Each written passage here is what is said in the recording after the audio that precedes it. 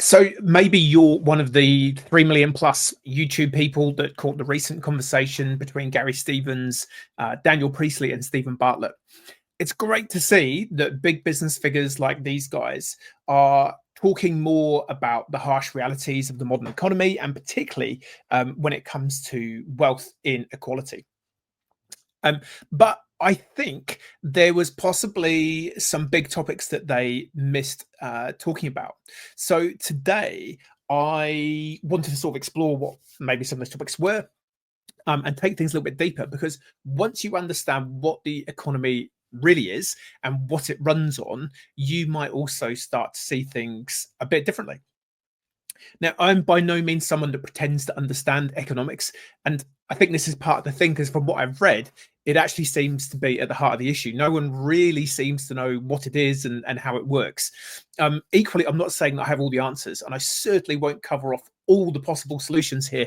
I just wanted to add some thoughts into the mix. So, what is the economy?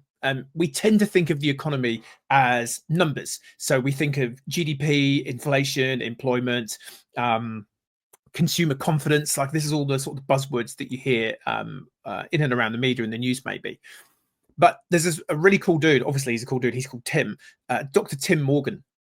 And he thinks actually that we've got the whole economic thinking completely backwards.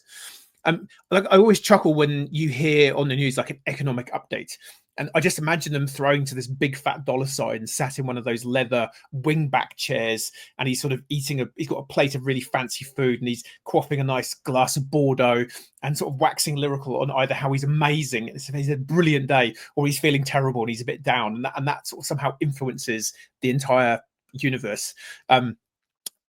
This is the thing, like, the economy isn't just numbers. And what Tim Morgan talks about is how actually it's an energy system. And it makes sense when you stop to think about it. Everything from a loaf of bread to a skyscraper requires energy to make it, to move it, to maintain it. So everything that's been shipped around the world, it all takes energy. And so what really drives prosperity in an economic system is surplus energy. So the energy that we have left over after securing all the energy that we need. I'll put some links to his website so you can sort of really go into this, because it's a bit of a like, what's this Tim on about? And right now, this is the thing, like, the surplus of energy is shrinking. So as energy becomes harder and more expensive to find and extract, it takes more energy just to keep the system running. So he calls it the energy cost of extraction. So the amount of energy it costs to extract the energy to run the system. And so it's a hidden cost in the economic system that no one's kind of really talking about. And so Dr. Morgan's research shows that recent GDP growth has basically actually been fueled only by debt. So the true state of the global economy is not actually even being recognized. So between 2003 and 2023, about $92 trillion in GDP growth occurred, but it cost 280 trillion in debt to create that GDP. So what his research is showing is roughly $3 of borrowing needs to occur for $1 of GDP output. So, like, the whole meta model is built on smoke and mirrors, seemingly. He has this model called Seeds, which basically shows that when adjusted for debt, real economic growth is much lower than anyone is reporting. And in fact, he argues that prosperity per capita is now in decline. So basically, the take-home money that us little minions in the workforce all have, or us self-employed people like me, we basically have less disposable income now than maybe like 50, 60 years ago, when he sort of really started researching this. So prosperity is declining at the same time as costs are rising, with diminishing energy returns and debt burdens, which means the real standard of living for most people is declining. So that's, the middle class and the working class. So when we think about it in terms of the context of the Diary of a CEO content. And so what Dr. Morgan is warning is that this reliance on borrowing creates a false picture of health and poses serious long-term risks for economic and social stability. So that's kind of like the meta level.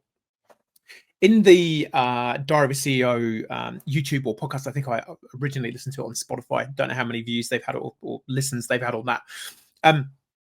they sort of talk about the economy, and they talk about a couple of distinctions within the economy. But I think one thing that they really didn't touch on was this idea of the real economy versus what's called a rentier economy.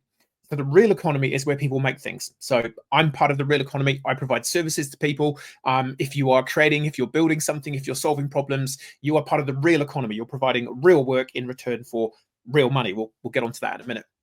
But the rentier economy is where people earn income from owning things. And so if we think about lands, stocks, patents, property, any kind of capital.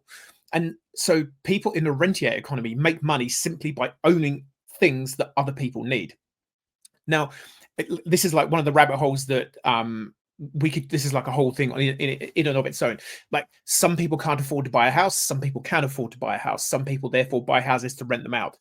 Okay, that's possibly one way of providing housing. Where I think it gets tricky is, are you profiteering from someone's lack of ability to own a house? That's like I said, there's a whole bunch of wormholes and rabbit holes we could go down on this one. The challenge, or where the rentier economy leads, is basically wealth creation accelerates exponentially, but only for those that are part of that rentier economy.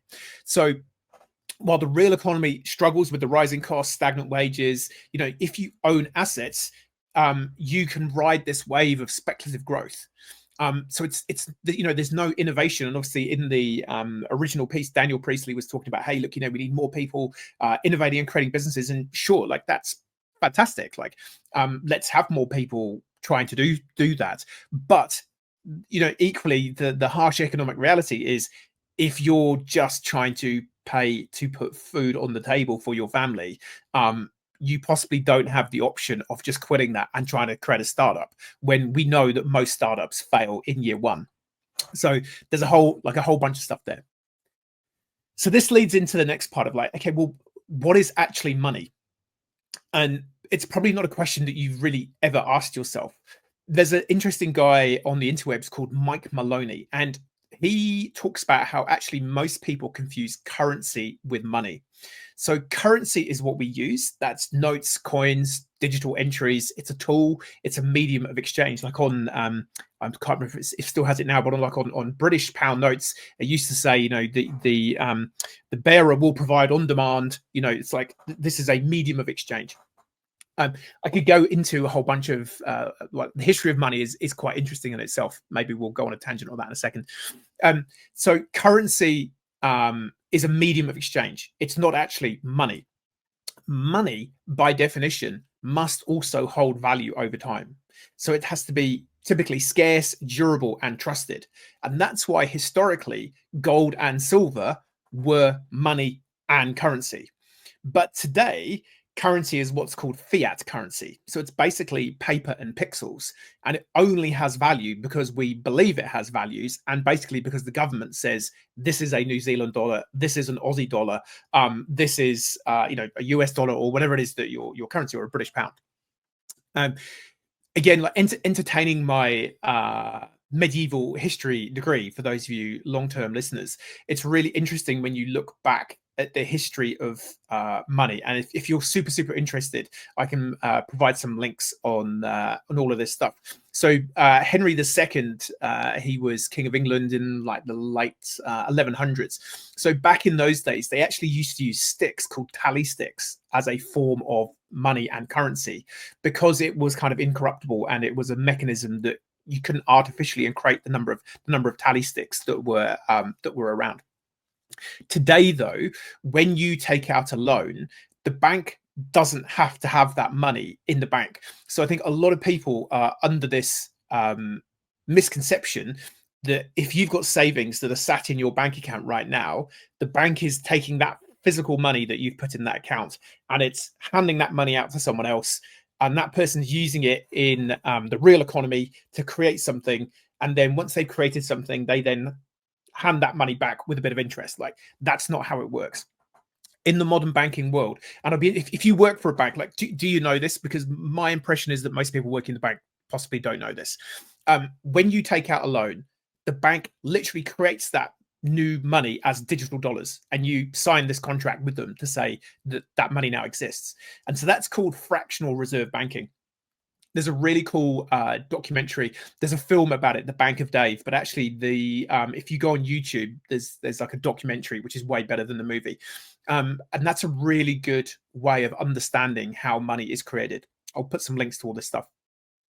So in this fractional reserve banking, every dollar in the system is created artificially as debt, and it then has interest put on it. I remember when we signed up to get the mortgage on the house that I'm recording this video in, and the representative from Kiwi Bank, who's one of the New Zealand banks here, they came to the house and they were like, cool, how much do you want to borrow? Well, we need to borrow X amount. How long do you want to pay it off? Over X number of years. Okay. And then they just randomly created an interest. They attached an interest rate to that repayment. And then boom, the money was created. And literally they just transferred it into like the transfer happened, the contract occurred. Like that money didn't exist. And I just always remember sitting there thinking, you've just made up some numbers. You could choose to make up different numbers. So why don't we just make up different numbers that work for everyone? Hey, I don't know.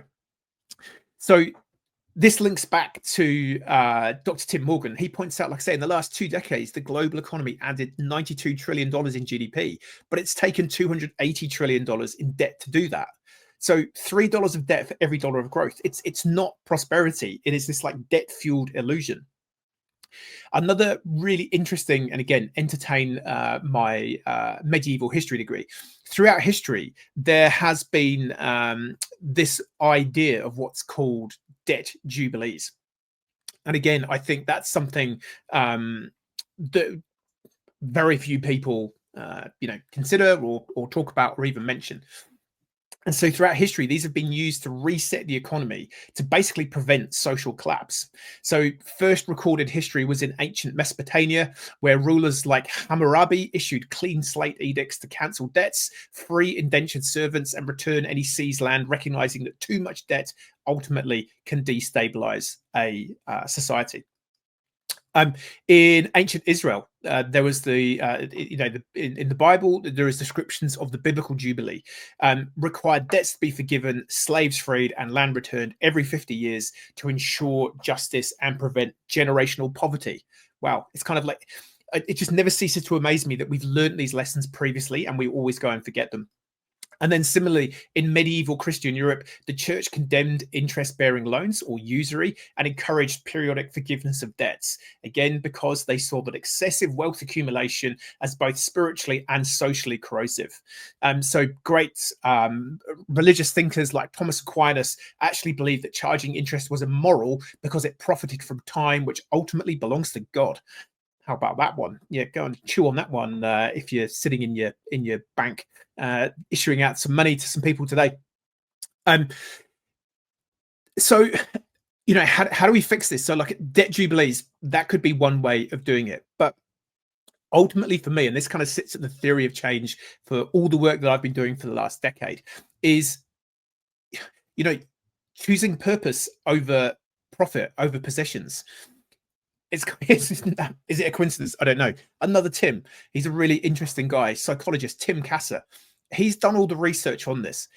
He's shown that materialism, chasing wealth, status, more stuff, leads to lower well-being. But the people who actually value community, personal growth, and meaning report far higher levels of happiness and life satisfaction. So instead of asking, what can I get? If people ask, what can I do? What can I help solve? There's probably a ton of people who have a ton of cash who do a lot of, there are a load of people who have a lot of cash who do a lot of good. But I think it's partly a lot of that good is done at the end of the journey. It's like, hey, I've made all this money. Now I want to go and do some good with it. Again, it's kind of like medieval kingship. Hey, I've been a bit of a bad ruler, but I'm going to go off and I'm going to go and build a monastery in my last, few years, and then all my sins will be forgiven. And sure, like I'm sounding very religious on this video content, but I think it's interesting that there are these connections to ancient history and some of those spiritual belief systems that we have been a part of and we are ultimately descended from. So yes, repent of your sins, but ideally, what you want to do is actually lead a life of purpose and doing something bigger than you for the betterment of the people and the planet around you, because that's where true contentment lies. Fulfillment does not come from consumption, it comes from contribution. I am going to drop a biblical quote on this one because it is such a good quote. It is from, let me just check my sources on that one. It's from Matthew 16:26. For what is a man profited if he shall gain the whole world and lose his soul? Or what shall a man give in it? For what shall a man give in exchange for his soul? And it's like we've just known this stuff. We've got Socrates, Plato, Aristotle. We've got the Stoics. Like we've known for years and years and years. Even in the Egyptian Book of the Dead, the whole idea of you entering into the afterworld would be your heart was weighed, and basically it was measured by how much good you'd done. And if you'd done enough good, you got onto the good side. If you hadn't done enough good, you went into some pretty bad places.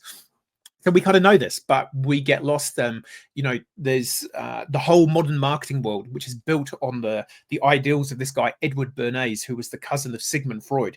Like the modern consumer capitalist world is built on driving your fears and desires to make you buy stuff that you don't need to impress people that don't care about it. And you kind of get on that hedonic treadmill, and that's a big part of it. And then the other part, so for you as an individual, if you can just seek to do more purpose, do more contribution, that's one way that we can kind of short circuit this. Maybe have your own mini debt jubilee. I don't know. But obviously the big thing that I'm a part of is this B Corp movement. And so, this shift isn't just happening, or doesn't just have to happen for individuals. It's happening in business too. And I thought, this was, again, a really interesting area of that discussion with these three well-known business, people, smart people. The idea of actually having a business that aims to make money, but also actually aims to make doing good a core part of what it actually does. Like that wasn't a way of circumventing the need for taxing the wealthy, which seemed to be like the main argument across the 2 and a bit hours. Was Gary just like, well, we need to tax wealthy people? And it's like, well, sure, maybe, I don't know. But again, if we we can short circuit that by creating businesses that are committed to using their business as a force for good, which is what B Corps. And part of being a B Corp is that you have to commit to a legal mission log. So charities, if we wanted to start a charity today, you have to have a mission. You have to be having a clear problem that you're aiming to solve through the work of that charity. B Corps kind of have to have a similar but slightly different ethos that underpins them now. So all B corporations have to have a purpose statement and a stakeholder statement, which essentially means that they must consider the impact of all their decisions on all stakeholders, not just the shareholders. So it's getting business to think long term, think about community impact, think about environmental impact, think about how we treat our supply chain, how do we treat our employees. So it's a much broader definition of what business is all about, and ultimately it's part of this redefinition of what does success look like. So the B Corp community are busy, we're leading the concept behind this. The aim is of building a regenerative economic system. So we're trying to do that, I guess, from the inside out. Make profit, yes, don't profiteer, but make profit by also trying to solve real world problems. Like that's the ultimate B Corp in the current economic system. Now, I did a blog recently, a wee while ago, where I emceed an event on different models for different economic systems. That is possibly part of the answer too. But I kind of think in the current system, we can tweak it enough that actually most people can do really well under the current system. And then maybe we look at what the other options are. Like I say, I don't have answers. I just have probably more questions, some thoughts. I would like to be paid to be someone's muse. That's the job I'd like. So if you're a really wealthy person who wants to give some money to a really nice human who can just sit here and talk about stuff like medieval history and bang out random quotes from the Bible at you, I'm your man. So I think the Diary of a CEO video, like I said, it's really cool that it's getting people to think about this stuff at that level with some really big hitters who've got big audiences. But like everything in this business for good, purpose-driven world, it's not simple. It's not just like, hey, tax the rich, job done. It's messier. It's it's grey. It's not black and white. But I think it's clear to see that the current economic system, again, it's really interesting. Like, you look at the Pareto principle, the 80-20. So the current economic, well, all economic systems, all systems do ultimately lead to those with more getting the most, and those with less ending up with less. It's like a part of all systems, which is why we have that Pareto principle. And that's why I think perhaps things like the debt jubilee and some of these resets are really, really valuable ideas that we can be talking about. So, you know, it's not set in stone, I think, is the key thing. We can choose to shift from scarcity to abundance mindset, from consumption to contribution. Whether you're an individual, whether you're a business leader, you have, you know, more power than you think in how you can play a part in having this conversation. I don't know, maybe I'll go to, if I can find my local bank, maybe I'll wander around there today and ask them if they know about fractional reserve banking and what that does. But I'll finish with the words of David Graeber. He was a anthropologist, very, very smart guy. He's written a ton of books, and he's got just a really, really cool quote that I just think sums up everything in life. The ultimate hidden truth of the world is that it is something that we make and can just as easily make differently. So what are you going to go and try and make differently today in your world to make the world a bit better for more people and the planet? If you thought this was any value, share this, drop us a comment, start a conversation, choose purpose ultimately, choose impact, choose doing good, and maybe we can co-create a better world for more people.